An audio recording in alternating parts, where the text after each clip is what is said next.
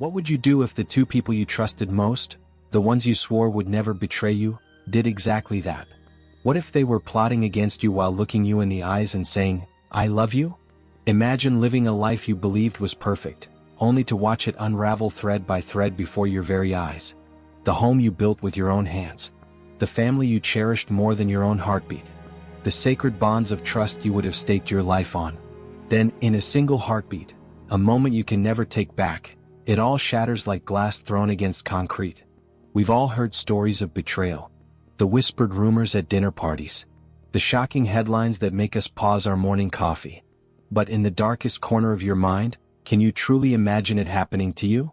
The ultimate betrayal of a husband, the man who promised to love you until death, and worse, by the one person who gave you life, who was meant to protect you from the world's cruelties, your own mother.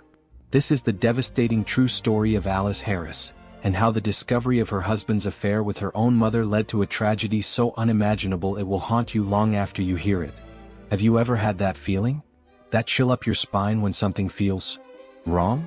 So ask yourself this: when your heart and mind are screaming at you, something's terribly wrong, but confronting it might destroy everything you love, what do?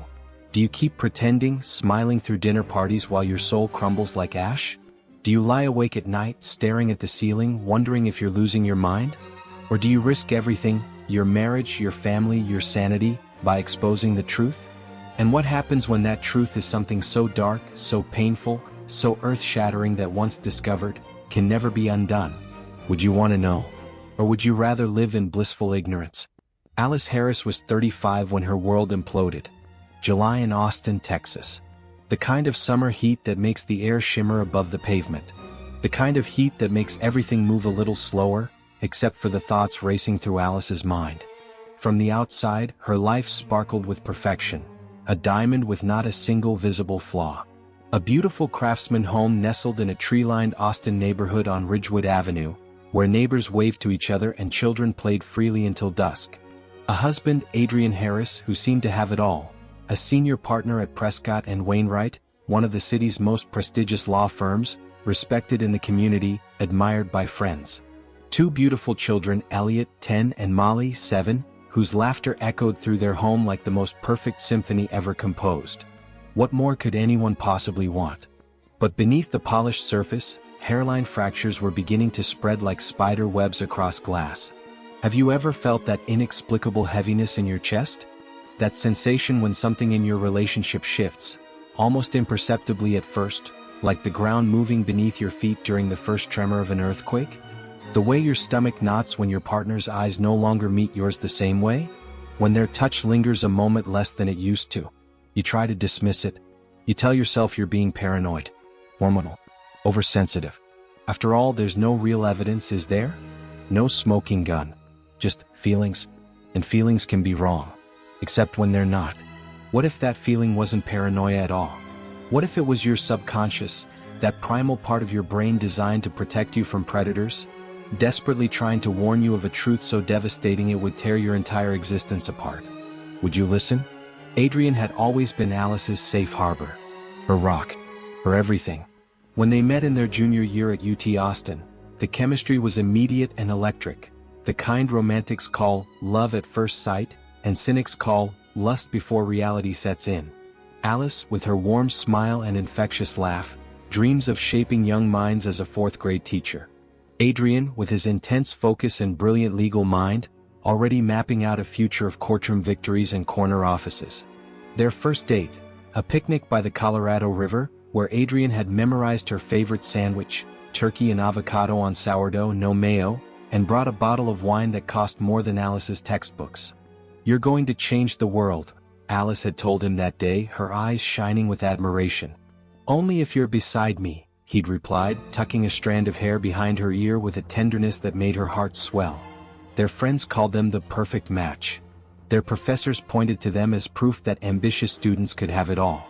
Adrien proposed after just 8 months, on a moonlit night by Lady Bird Lake, promising to love Alice until his dying breath. "You're my forever," he'd whispered against her hair.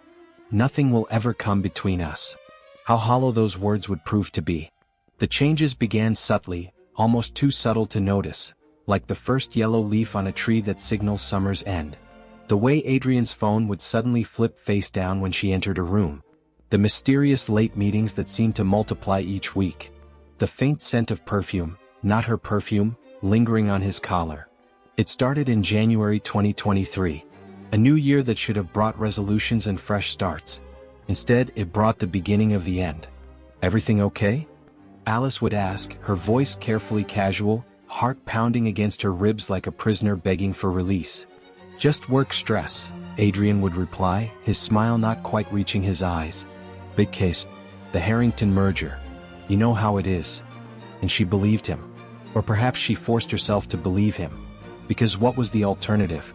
To acknowledge that the foundation of her entire life might be built on quicksand? What would you have done? Would you have pressed harder? Demanded answers? Hired a private investigator? Or would you, like Alice, have tried to convince yourself it was nothing? Just a phase, just stress, just your imagination running wild? The distance between them grew like an invisible chasm, widening with each passing day. Adrien, who once couldn't bear to spend an evening away from Alice, now seemed to inhabit a separate world even when they shared the same room. Their evening walks, once a sacred ritual where they discussed their days, their dreams, their children's futures, became a rarity, replaced by Adrien's hollow excuses. "Maybe tomorrow," he'd say, not looking up from his laptop. "I just need to finish this brief." But tomorrow never came. And Alice began to wonder if yesterday, the happy yesterday they once shared, had ever really existed at all. The breaking point arrived when Adrien's behavior around his phone became impossible to ignore. That sleek black device, once casually left on countertops and coffee tables, was now guarded like a state secret. Passwords changed weekly. Notifications silenced. The phone never more than an arm's reach away, even in the bathroom. Have you ever watched someone's entire demeanor change when their phone buzzes? The way they snatch it up with lightning speed, angle the screen away from you, their expression shifting from relaxed to guarded in an instant? The way their eyes dart to you, checking if you noticed? Alice noticed. Each time, her heart would drop a little further into the pit of her stomach. How do you confront that? What words do you use to ask the question whose answer might destroy everything you've built? How do you prepare yourself for a truth that might cut you in half? Is there someone else? The question rehearsed 100 times in her mind, never making it past her lips. Drowning in doubt and desperate for solace, Alice turned to the one person she believed would never fail her, her mother. Alice's mother, 58, elegant and poised with the same honey blonde hair and green eyes Alice had inherited, had moved to Austin just 6 months earlier, settling into a charming bungalow on Magnolia Street, barely 15 minutes from Alice's home. A widow for 5 years since Alice's father succumbed to a sudden heart attack, she claimed she wanted to be closer to her only daughter and beloved grandchildren. If only Alice had known the real reason. Her mother wasn't just a parent, she was Alice's confidant, her best friend, her emotional anchor through every storm life had thrown her way. From childhood scrapes to teenage heartbreaks to adult anxieties about motherhood and career, her mother had always been there, offering wisdom wrapped in unconditional love. Every Wednesday they met for lunch at Daisy's Cafe on South Congress, a tradition they'd maintained religiously since her mother's move. It was during one of these lunches, picking at a salad she had no appetite for, that Alice finally voiced her fears. "Mom, I think something's wrong with Adrien and me," Alice confessed, her voice breaking like thin ice. "He's so distant. I hardly recognize him anymore. I'm scared." Her mother reached across the table, squeezing Alice's hand in both of hers. Her wedding ring, the one she still wore despite 5 years of widowhood, caught the light. "Marriages go through phases, sweetheart," she said soothingly. "Men get distracted. Work pressures. Midlife concerns. Give him space. He'll come around. Adrien loves you, anyone can see that." Was there a flicker of something in her mother's eyes? A shadow crossing her face? A slight tightening of her fingers? Alice was too distracted by her own pain to notice. How could she have known she was confiding in the very person who was tearing her marriage apart? The woman who was meeting her husband in secret hotel rooms while offering her daughter advice on how to save her marriage? "Maybe you should spice things up," her mother suggested, sipping her Chardonnay. "New lingerie? A weekend away? Men need excitement, Alice. Adventure." Alice nodded, grateful for the advice, desperate to try anything. "You're right.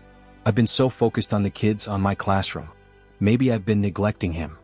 Her mother smiled, a smile that didn't reach her eyes. That's my girl. Fight for your marriage. Never let anyone take what's yours. The irony would only become apparent later. July 14, 2023. A date seared into Alice's memory like a brand on flesh. A day that began like any other but would end with her world in ashes.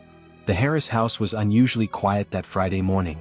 Elliot and Molly were away at Camp Pinewood, a week-long adventure their grandparents had generously funded. My treat, her mother had insisted. The children deserve some summer fun, and you and Adrien could use the alone time. Adrien had left for the office earlier than usual, mumbling something about a client meeting as he kissed her cheek, a brief, perfunctory gesture that barely qualified as affection. As Alice moved through her morning routine, brewing coffee in the gourmet kitchen they'd renovated last spring, watering the fiddle-leaf fig plants that lined their sun-drenched breakfast nook, planning her day, her eyes caught something unusual: Adrien's phone, forgotten on the kitchen island. It never happened. Not once in their entire marriage. He was meticulous about his phone. Almost obsessively so. Had he left it intentionally? A subconscious cry for help? A desire to be caught? As Alice stared at the device, time seemed to slow. The kitchen clock's ticking grew louder, each second a thunderclap in her ears. The coffee machine's gentle humming faded away. The morning light streaming through the windows seemed to narrow to a single beam illuminating that phone. Everything narrowed to that single moment, that single object. Have you ever stood at a crossroads, knowing that whatever choice you make will change everything? That there will be a distinct before and after this moment for the rest of your life? Just as Alice reached for the phone, her fingers trembling like autumn leaves in the wind, it lit up. A message notification appeared on the screen. From, "Mom, I can't wait to see you again. Last night was incredible. Same time today? I'm already wet thinking about it." The world stopped spinning. Alice's knees buckled. She grabbed the counter to steady herself, certain she must have misread. This couldn't be real. It had to be a mistake. A cruel joke. A nightmare she would wake from any second. But the phone buzzed again. From, "Mom, did you leave your watch in my bed? Found it under the pillow." Alice's fingers trembled as she unlocked the phone. Adrien's password had once been her birthday, but he'd changed it months ago. By some miracle, or perhaps Adrien's carelessness, the fingerprint sensor still recognized her thumb from when she'd helped him set up the phone. With each swipe, each tap, each scrolling motion, the nightmare grew more vivid, more unbearable, more real. Hundreds of messages going back 6 months. Intimate photos that seared themselves into Alice's brain. Secret meeting locations, hotels, her mother's house, even their vacation cabin on Lake Travis. Declarations of passion and promises for the future. When will you tell her? Not yet. The timing isn't right. I can't stand seeing you with her anymore. Just a little longer.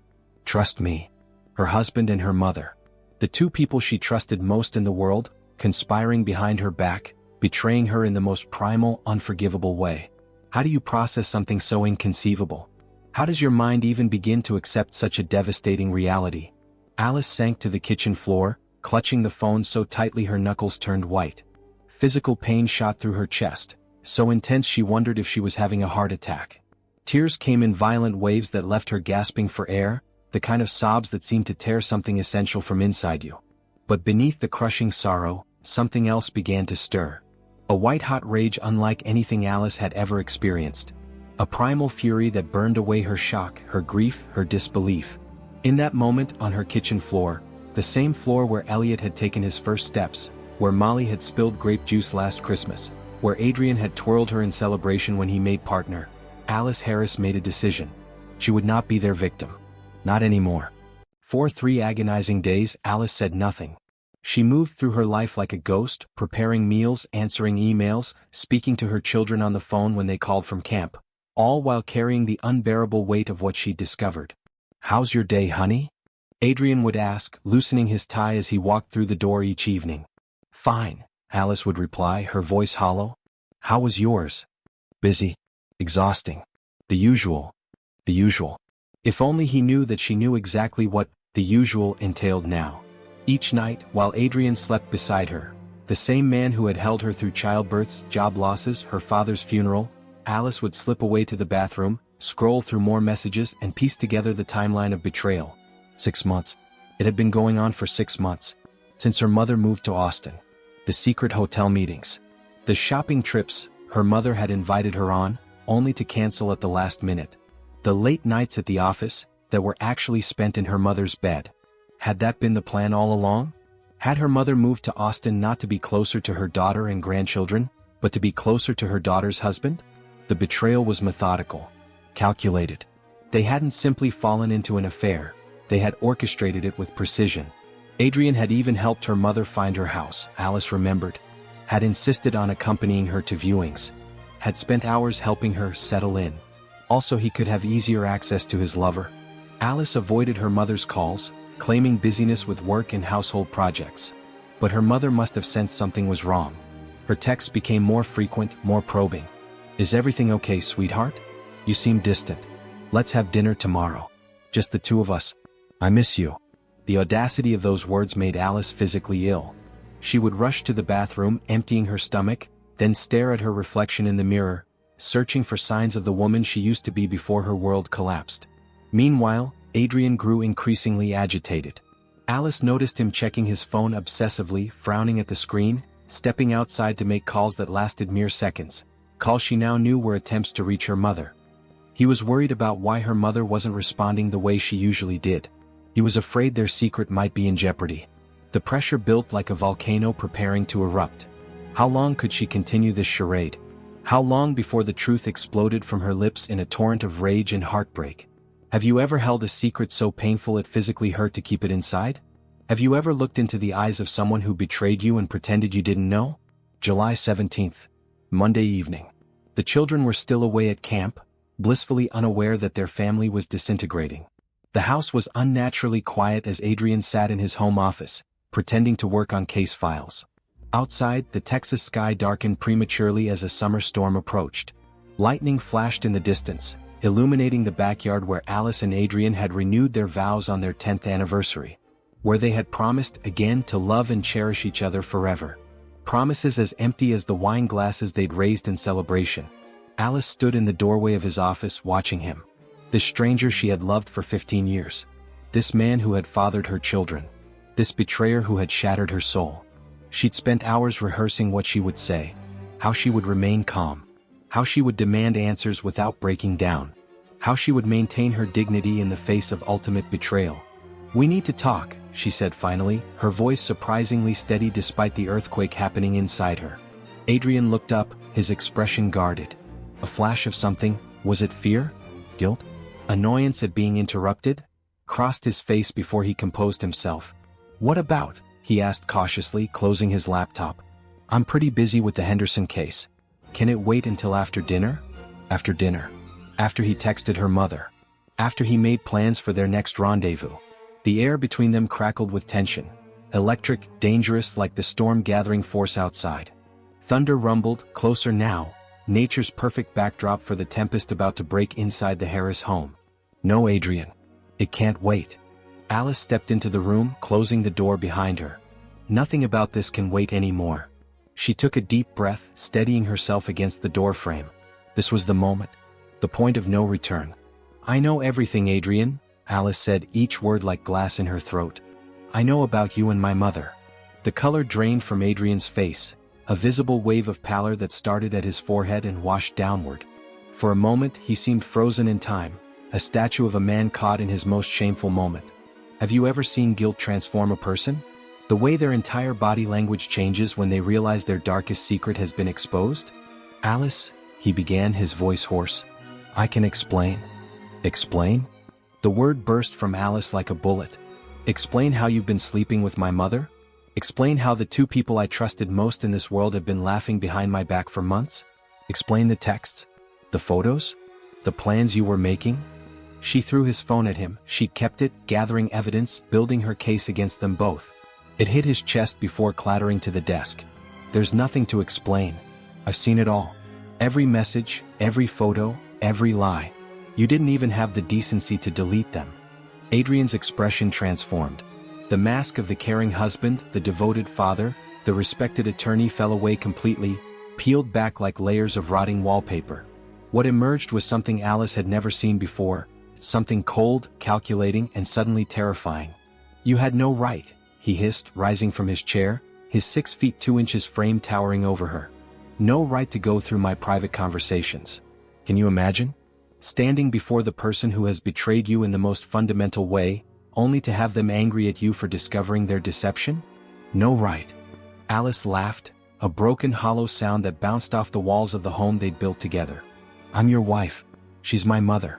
You've destroyed everything. Our marriage, our family, our children's lives.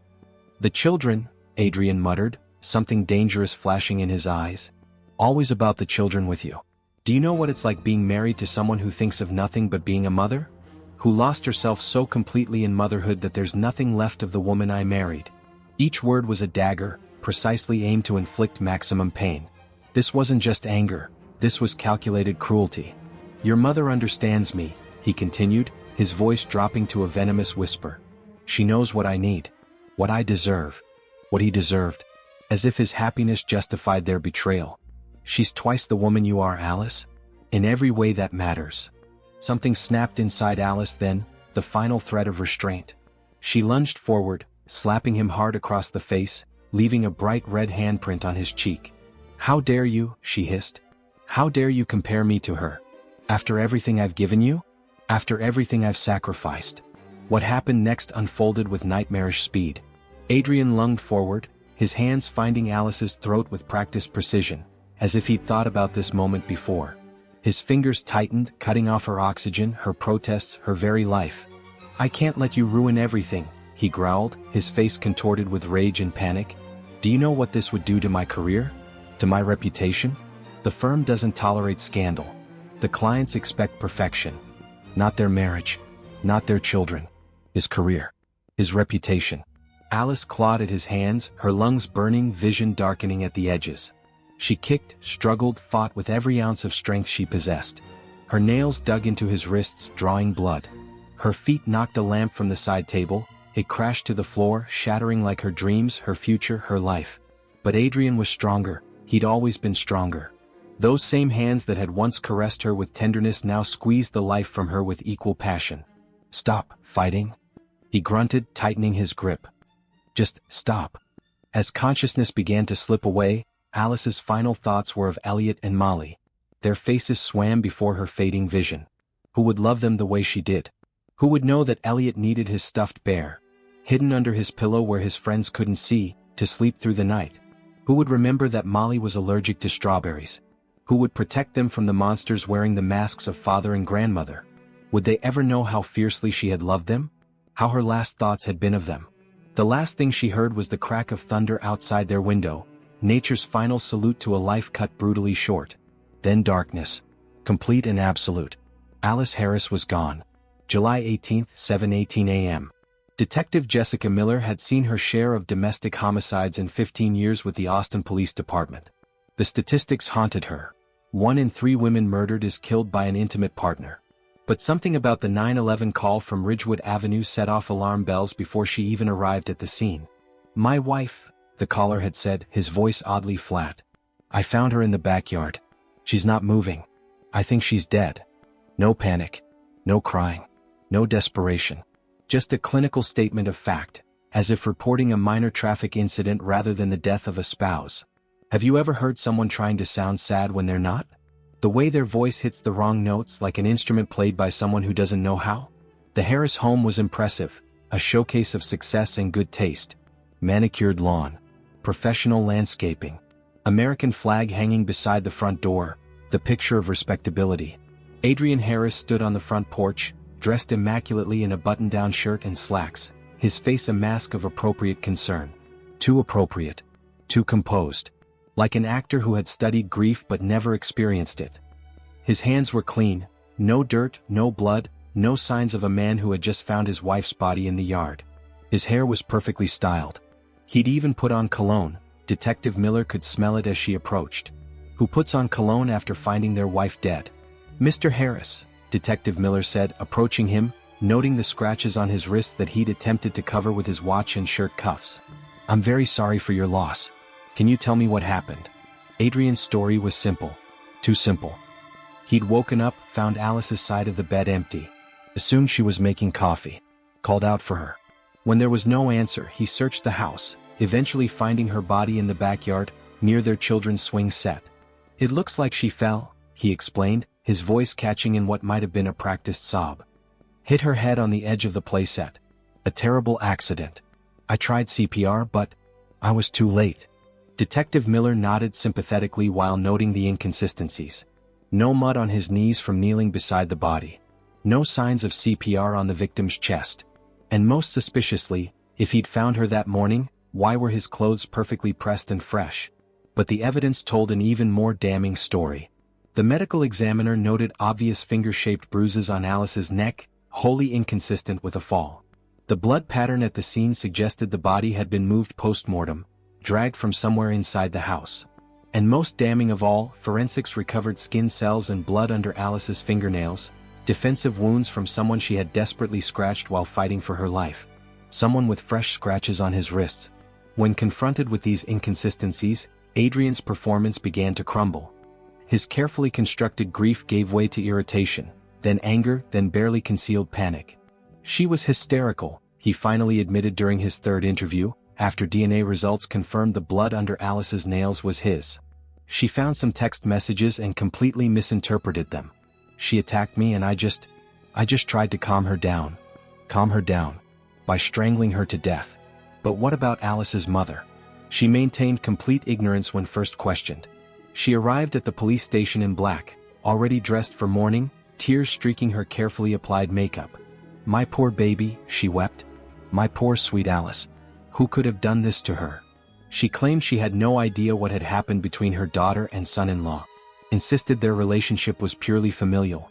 Expressed shock and outrage at the suggestion of anything improper. Until detectives showed her the recovered text messages from Adrien's phone. Alice's mother collapsed under the weight of evidence, her carefully constructed facade of maternal grief cracking like thin ice in spring. She confessed to the affair but denied any knowledge of Alice's murder. It was wrong, she admitted, mascara streaking down her face. So wrong. But I loved him. You have to understand, I've been alone since my husband died. Adrien made me feel alive again. Alive at the cost of her daughter's life. But phone records told another story. 3 calls between Adrien and Alice's mother in the hours immediately following Alice's murder. Location data placing her mother 2 blocks from the Harris home at the time of the murder. The truth, when it finally emerged, was even more sinister than anyone could have imagined. It hadn't been a crime of passion. It wasn't a momentary loss of control. It was premeditated murder. Adrien and Alice's mother had been planning to start a new life together. Away from Austin, away from the scandal, away from the children who would be inconvenient reminders of their betrayal. They'd already consulted a realtor about selling both their houses. Her mother had researched school districts in California. Adrien had quietly transferred funds to a private account. Alice's discovery of their affair had simply accelerated their timeline. She would have taken everything, Adrien eventually confessed, in exchange for avoiding the death penalty. The kids, the house, my reputation. I couldn't let that happen. Her mother and I, we had plans. When asked if he felt remorse, Adrien paused, considering the question as if it were an intellectual exercise rather than a moral one. I regret that it came to this, he said finally. But Alice brought it on herself. If she hadn't gone through my phone, none of this would have happened. Not, I regret killing my wife. Not, I'm sorry for what I did to the mother of my children. But she brought it on herself. The trial captivated the nation. News vans lined the streets outside the Travis County Courthouse. Social media exploded with hashtags. Hashtag Justice for Alice, hashtag Mother's Betrayal, hashtag Trust No One. The evidence was damning. The prosecution methodically laid out the timeline of betrayal and murder. The defense, desperate for any foothold, tried to paint Alice as unstable, a depressed, paranoid woman who had attacked Adrien in a fit of rage. But the jury wasn't buying it. Not when they saw the photos of Alice's bruised neck. Not when they heard the testimony of colleagues and friends who described Alice as a loving mother and dedicated teacher. Not when they read the text messages between Adrien and Alice's mother planning their future together. Messages sent while Alice's body was still warm. Inside the courtroom, Elliot and Molly sat with Alice's brother, Michael, their faces hollow with grief and confusion. How do you explain to children that their father killed their mother because he was in love with their grandmother? What words could possibly make sense of such monstrosity? Elliot, old enough to understand the basics of what had happened, refused to look at his father.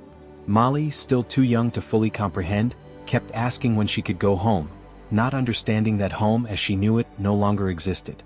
The true victims of this tragedy weren't just Alice, whose life was stolen, but her children, whose innocence was shattered beyond repair. In the end, justice was served, at least in legal terms. Adrien Harris, once the respected attorney with the perfect life, received a 55-year sentence without possibility of parole. Alice's mother, who betrayed her daughter in the most fundamental way, was convicted of conspiracy to commit murder and sentenced to 30 years. As the verdict was read, Adrien showed no emotion, his face a blank mask. Alice's mother wept, but witnesses noted her tears seemed to fall only when the jury was watching. Were they tears of remorse? Or tears of self-pity? But what is justice in the face of such devastating loss? What prison sentence could ever compensate two children for the theft of their mother? What punishment could match the betrayal of the most sacred trust? As Adrien was led away in handcuffs, Elliot stood up, his 10-year-old face contorted with a grief no child should ever have to bear. "Why?" he shouted, his voice echoing through the courtroom. "Why did you do it, Dad? Why?" Adrien paused, turned, and for a brief moment, father and son locked eyes across the crowded room. "You'll understand when you're older," he said coldly, before being escorted through the door that would lead him to his new life behind bars. What kind of monster says that to a child whose mother he murdered? As this tragic story comes to an end, we're left with haunting questions that reach far beyond the Harris family. How well do we really know the people we love most? What secrets lie behind the eyes of those we trust with our hearts, our lives, our very souls? What darkness lurks beneath the surface of even the most picture-perfect relationships? Every day we hand our hearts to others, believing they'll handle them with care. We build our lives on foundations of trust that can be shattered in an instant by those closest to us. Would you recognize the warning signs if they appeared in your own life? The subtle shifts in behavior? The unexplained absences? The guarded phones? Or would you, like Alice, try to wish them away until it was too late? Are you ignoring red flags right now? Trust is the most precious currency we have. And when it's betrayed at the most fundamental level, can anything ever truly heal? The children of Alice Harris now live with their Uncle Michael in Colorado, far from the place where their family was destroyed. They're in therapy, learning to navigate a world that collapsed beneath their feet. Learning to trust again, somehow, despite everything. Elliot has nightmares. Molly still sleeps with her mother's cardigan. They're building new lives day by day, brick by painful brick. But the shadows of betrayal will always linger. As for the house on Ridgewood Avenue, it stands empty. No one wants to buy a home with such a dark history. The garden Alice lovingly tended has withered. The swing set where her body was found has been removed. But neighbors say that sometimes in the early morning hours, they can hear a woman's voice carried on the wind. A final, desperate plea from beyond: trust your instincts. They might just save your life.